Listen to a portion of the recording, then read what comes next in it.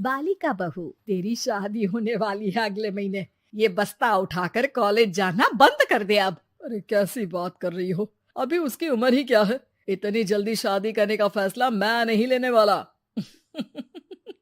फैसला लेने के लिए तुम्हें कहा किसने है?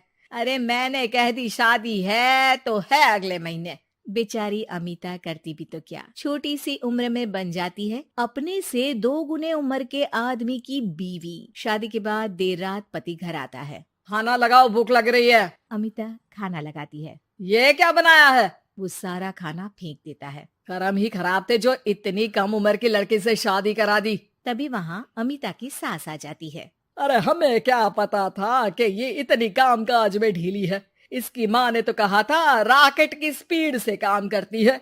अमिता को आए दिन ससुराल में ताने, गालियां और कभी कभी तो मार भी पड़ती। सुन जा, अपनी माँ को बोल 50,000 रुपए भेजे, फ्री में नहीं रखना है तुझे।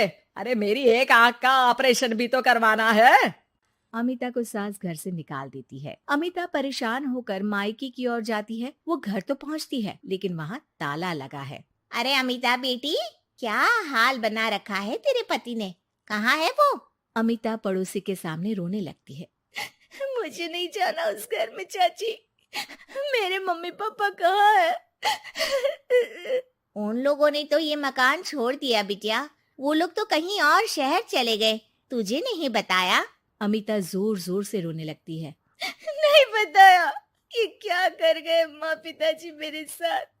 मेरी जिंदगी तो नर्क से भी खराब है। अब मैं क्या करूं? अमिता रोते हुए वहाँ से जा रही होती है कि उसे एक औरत मिलती है। अरे सुनो तो, रो क्यों रही हो? तो क्या करूं? हंसू?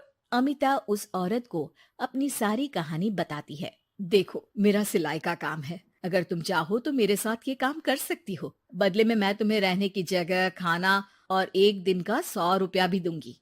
अमिता कुछ सोचती है और फिर उस औरत के साथ चल देती है। अब क्या था, अमिता की जिंदगी अपने मायके और ससुराल से दूर एक नए सिरे से शुरू होती है। रहना खाना फ्री होने के कारण अमिता रोज का पैसा बचा लेती। वो आसपास के लोगों के भी कपड़े सिलने लगी। और एक दिन सिलाई सेंटर की एक औरत कहती है, अरे वो साड़ी की कंपनी है ना, वो बिक रही है। पास बैठी अमिता सारी बात सुन रही थी। हाँ हाँ, बिक तो रही है, लेकिन उस बंद पड़ी मनहूस कंपनी को खरीदेगा कौन? तभी तो इतनी सस्ती बिक रही है, लेकिन कोई खरीदार नहीं है फिर भी। कितने की बिक रही है? अरे पूरे 5 लाख में मशीनों के साथ। लेकिन यहाँ कोई लेबर काम नहीं करेगा। पुराने मालिक ने किसी को पैसे ही नहीं दिए। उन लोगों ने कहा है कि जो नया मालिक आएगा वो लोगों को पैसा देगा। 5 लाख। अमिता घर आती है और अपने पैसे गिनती है, पूरे 3 लाख। अमिता सिलाई सेंटर वाली उस औरत के पास जाकर कहती है, चाची, मैंने इतने साल की कमाई में ये पैसे जमा किए हैं, पूरे 3 लाख है। वो बंद साड़ी की फैक्ट्री मैं खरीदना चाहती हूँ। अरे अमिता, पागल हो गई हो क्या? वो 5 लाख की बंद मनहूस फैक्ट्री खरीदेगी, फिर लेबर का बकाया पैसा देगी, और वो फैक्ट्री चलेगी कि नहीं ये भी कोई नहीं जानता। लेकिन अमिता नहीं मानती। वो उस औरत से कहती है कि वो उस फैक्ट्री को खरीदना चाहती है और खरीद कर ही रहेगी। औरत भी अमिता की मदद कर देती है और फिर अमिता के नाम एक साड़ी फैक्ट्री हो जाती है। शुभारंभ वाले दिन अमिता लेबर से कहती है, मैं इस फैक्ट्री को दोबारा खड़ी करना चाहती हूँ।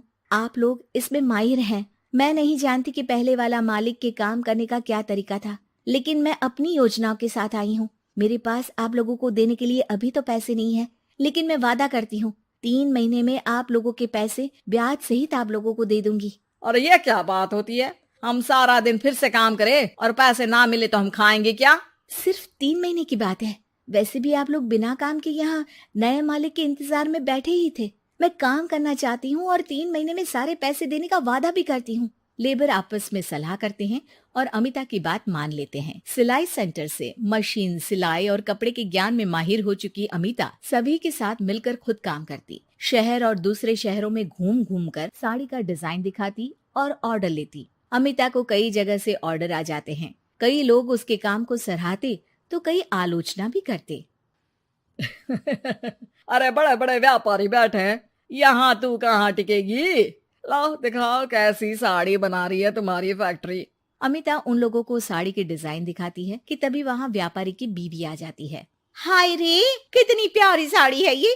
बड़ी महंगी लगती है, मेरे लिए ले लो ना जी। और हाँ, अपनी दुकान में भी रख लो इसे, बहुत बिकेगी मैं कहती हूँ। अमिता मुस्कुराती है। अरे सेठ जी, बड़े बड़े व्यापारियों से नहीं, पर अच्छी डिजाइन और क्वालिटी से बाजार में चलती है। अब बताओ कितने का ऑर्डर है आपका? धीरे धीरे अमिता का आत्मविश्वास और बढ़ता है। बड़े बड़े ऑर्डर्स के लिए वो खुद लेबर्स के साथ मिलकर सारा दिन सारी रात काम करती। और फिर वो दिन भी आ जाता है जब अमिता को लेबर को पैसे देने होते हैं।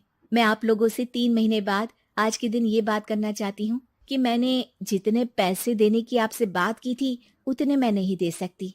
हम लोग जानते थे कि पर आपकी कंपनी तो फायदे में है, फिर हमारे पैसे क्यों नहीं देंगी? मतलब आप लोगों के बकाया पैसे, ये 3 महीने के पैसे और ब्याज के साथ मैं आप लोगों को 10% का मुनाफा भी दूंगी। सभी खुश हो जाते हैं। मेरा कोई परिवार नहीं है, लेकिन दिन रात आप लोगों के साथ काम करके मुझे आप लोगों में ही अपना परिवार दिखता है। अमिता की फोटो पेपर में छपती है। उसके बिजनेस मॉडल को पढ़ने के लिए कई बच्चे भी उसका इंटरव्यू करते हैं। अब अमिता 1 से 2 और 2 से 4 फैक्ट्री खोलकर देश में बड़ा नाम कमाती है।